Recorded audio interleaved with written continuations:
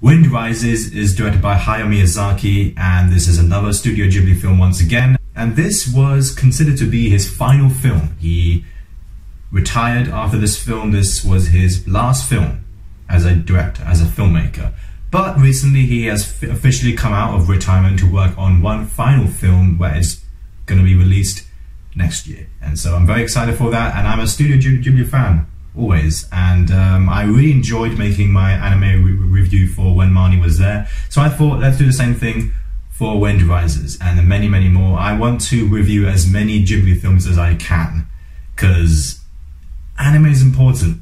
And I honestly think that this film may be my personal favorite Ghibli film. I'm serious. I love Ghibli, as you can see. This is a fictionalized biopic on the life of Jiro Horikoshi. And he is the official designer of the fighter aircraft which was used by Empire of Japan for World War II. And so this is based on his life, what he's been doing and how he lived his life really, and how he got into airplanes and aircraft and whole engineering. And this is also adapted from Miyazaki's manga that he made, which is also based on a 1937 novel which was called, I believe it was, The Wind Has Risen.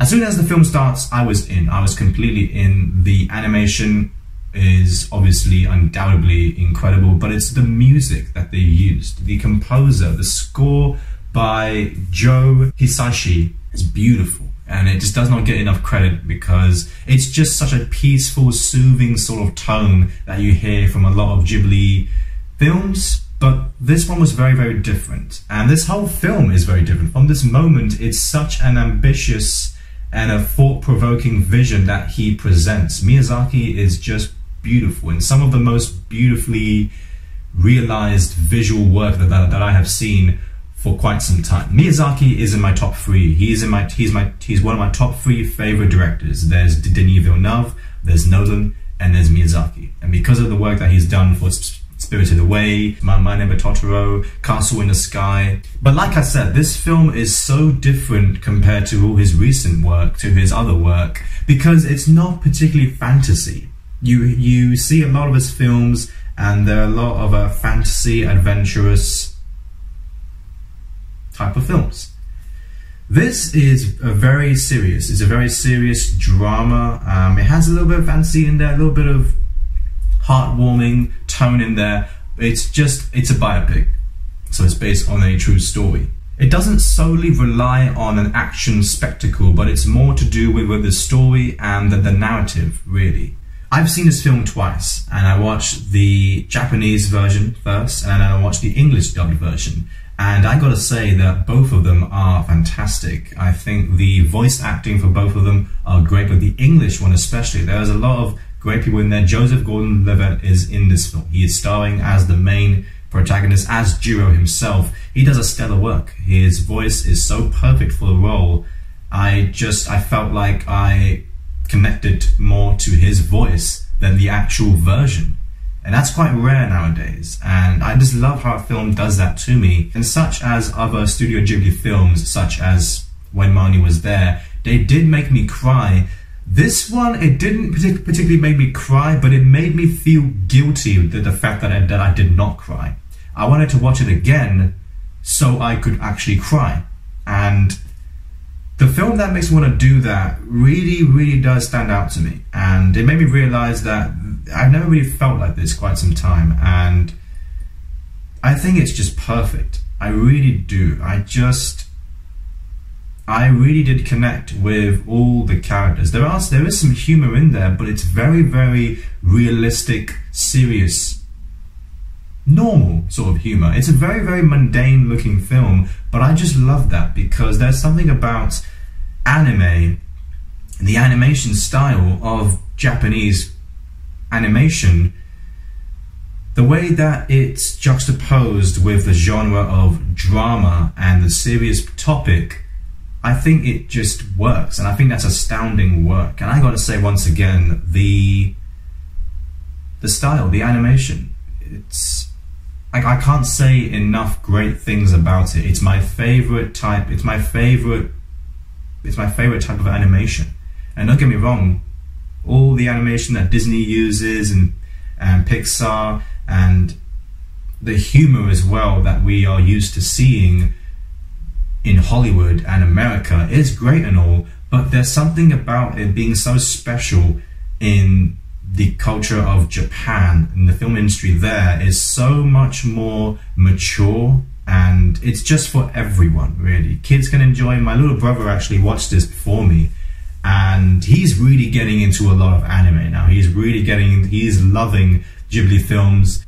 I actually sat beside him to watch Erased, which is a very, very, very dark sort of theme. It's a very dark anime, and he watched it and he just absolutely adored it.